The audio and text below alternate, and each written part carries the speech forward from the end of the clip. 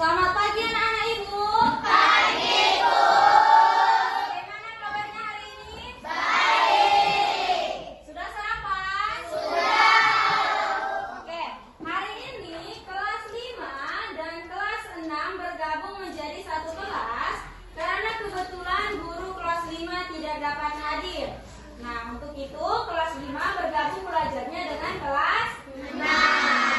Baiklah, sebelum kita memulai pembelajaran, coba kepada ketua kelas 5 coba dipimpin doanya dulu. Tertib. Doa dimulai. Doa selesai. Siapa yang tidak hadir? Datang semua, Bu. Kelas 6? Datang semua, Bu. Oke, bagus. Kelas 5 dan kelas 6 datang semua. Nah, sebelum kita memulai pembelajaran hari ini, Ibu akan menyebutkan tujuan pembelajaran dari kelas 5 dan kelas 6 yang akan kalian capai pada hari ini. Untuk tujuan pembelajaran dari kelas 5, siswa dapat mendeskripsikan tentang ketampakan alam, wilayah daratan, dan wilayah perairan. Yang kedua, siswa dapat mengidentifikasi ciri-ciri ketampakan alam, wilayah daratan, dan perairan. Dan yang ketiga, dengan kegiatan mengamati gambar, siswa dapat menyebutkan contoh-contoh kenampakan alam, baik wilayah perairan maupun daratan. Tujuan pembelajaran untuk kelas 6 yang pertama adalah dengan melakukan percobaan, siswa dapat memahami tentang posisi benda-benda langit ketika peristiwa gerhana matahari dan gerhana bulan terjadi.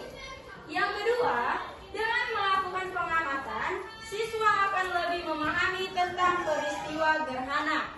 Kemudian, tujuan yang ketiga adalah dengan melakukan percobaan, kelas 6 nantinya akan dapat membuat hasil pembelajaran, hasil pengamatan yang sudah dilakukan dan mempresentasikannya di depan kelas. Kelas 6, coba buka bukunya halaman 80. Di situ ada teks bacaan mengenai gerhana bulan. Ada? Sekarang kalian pahami, kalian baca dulu. Ibu akan memberikan materi kepada kelas 5. Kalau sudah dibaca dan dipahami, nanti Ibu kembali lagi bisa? Kelas 5, hari ini tadi kita pelajari materi tentang kenampakan alam wilayah daratan dan perairan. Nah, sebelumnya Ibu mau tanya, kenampakan alam, ada yang tahu apa itu kenampakan alam? Enggak. Oke. Kenampakan alam merupakan bentuk bumi yang membentang luas. Dengan arti lain, kenampakan alam adalah segala sesuatu yang nampak di permukaan bumi. Kenampakan alam itu dibagi dua, yaitu kenampakan alam daratan dan kenampakan alam perairan. Nah, siapa yang tahu apa saja contoh kenampakan alam di wilayah daratan? Dataran tinggi, dataran rendah, pantai, bukit, dan gunung. Ada beberapa contoh tadi. Yang ada di daratan dia ada pegunungan, ada gunung, ada dataran rendah, ada dataran tinggi, ada pantai, kemudian ada dia bukit, ada juga perbukitan. Sedangkan untuk wilayah perairan dia ada apa saja tadi? Danau, sungai, laut, teluk, selat, rawa. Nah, itu dia contoh-contohnya. Nah, di sini ini punya gambar. Nah, kalau dari gambar yang kalian tengok, ini kenampakan alam wilayah daratan atau perairan? Ini wilayah perairan. Kalau yang ini? Pegunungan? Daratan. Nah, kalau dia daratan, artinya dia yang tidak digenangi air. Ya. Kalau dia daratan berarti tidak digenangi oleh air. Berbeda dengan perairan. Kalau perairan berarti otomatis di dalamnya terdapat air. Nah, pertama kita akan membahas tentang dataran tinggi.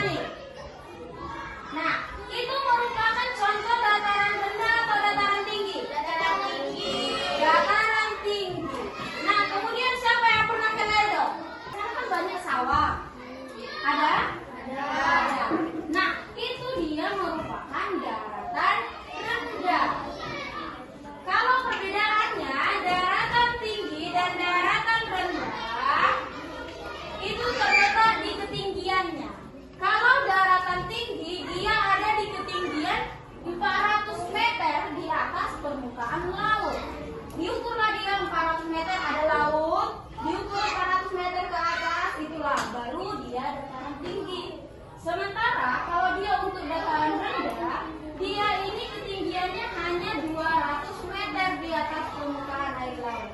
Mulai dari 0 sampai 200 meter di atas permukaan laut. Coba. Nah.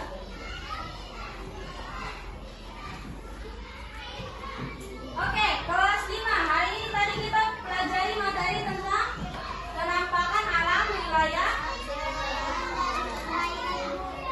daratan dan perairan. Nah, sebelumnya Ibu mau tanya, penampakan alam. Ada yang tahu apa itu penampakan alam? Enggak. Oke. Penampakan alam merupakan bentuk bumi yang membentang luas. Dengan arti lain, penampakan alam adalah segala sesuatu yang nampak di permukaan bumi.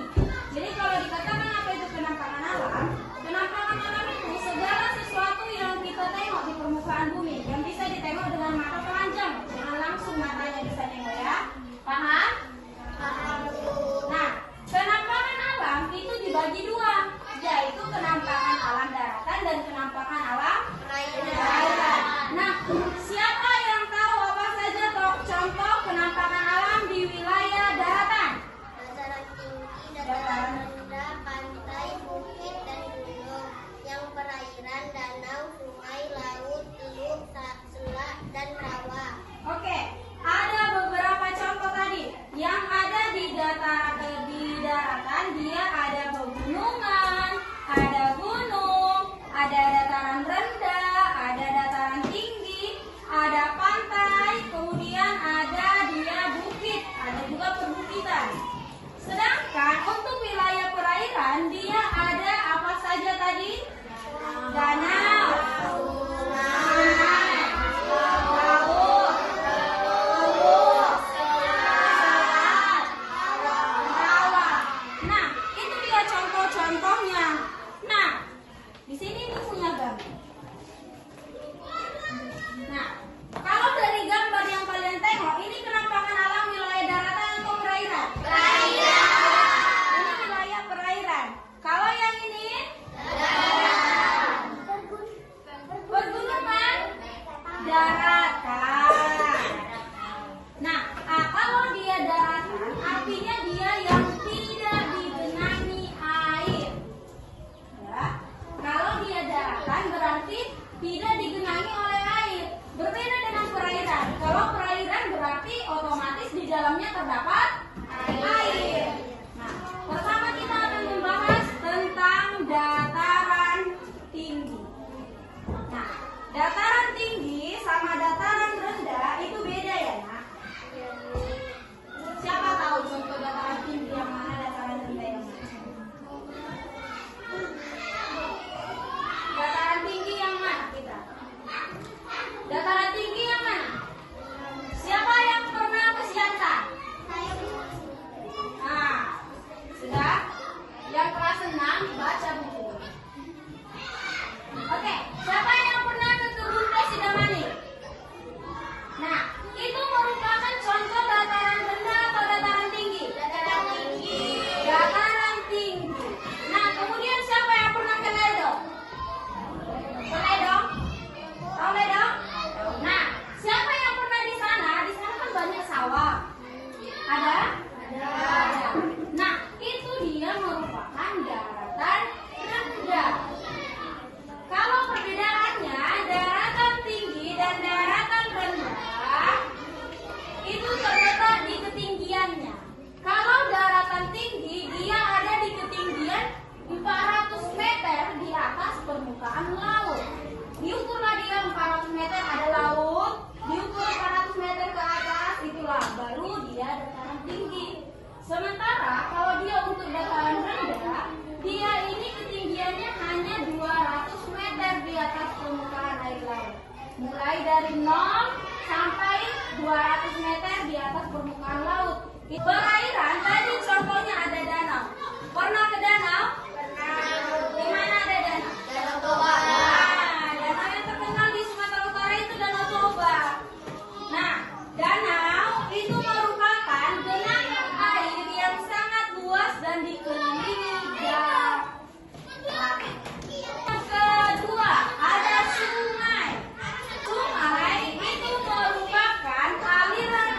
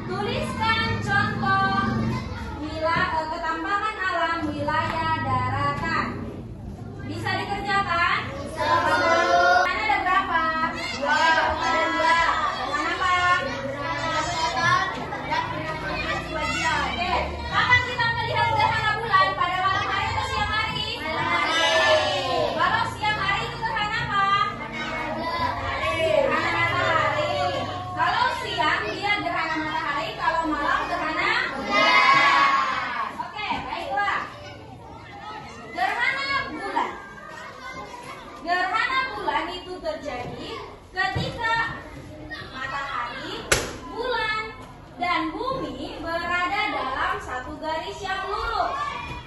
Sehingga bayangan dari bumi menutupi bulan. Gerhana bulan itu dibagi menjadi berapa tadi? Menjadi dua. Gerhana bulan total dan gerhana bulan sebagian. Gerhana bulan total itu terjadi ketika posisi bulan berada pada fase umbra bumi, sehingga bulan tertutup penuh oleh bayangan bumi.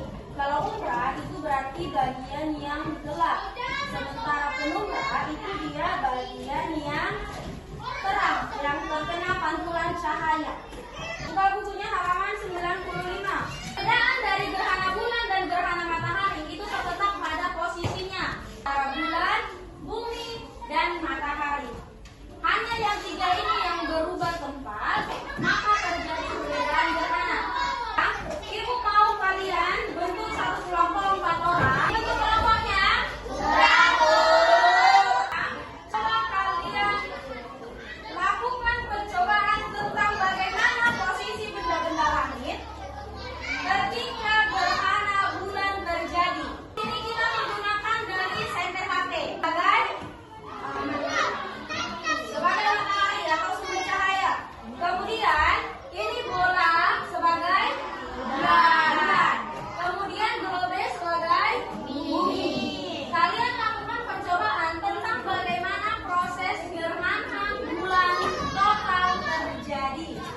Kelas 5, apakah tugasnya sudah selesai? Oke, karena masih kelas 5 masih banyak yang belum selesai, maka sembari menunggu kelas 5, bagaimana kelas 6 sudah bisa maju ke depan untuk mempresentasikan hasil percobaannya? Bisa? Oke, mulai dari kelompok sekarang. Coba, bagus, senternya tepatkan dulu bagaimana posisi yang benar. Ayo Dila, diperhatikan, udah pasti itu belum gerhana bulan total. Coba kita dengarkan penjelasan dari kelompok 1 tentang bagaimana gerhana bulan itu terjadi. Gerhana bulan total terjadi ketika posisi bulan berada pada umbra bumi, sehingga bulan tertutup penuh oleh bayangan bumi. Duduk. Baiklah, itulah tadi presentasi dari kelompok 1. Mereka menjelaskan tentang bagaimana gerhana bulan total itu terjadi. Nah, gerhana bulan total itu terjadi kalau bulan tidak mendapat cahaya dari matahari. Jadi bulannya gelap total, nggak dapat cahaya atau pantulan cahaya dari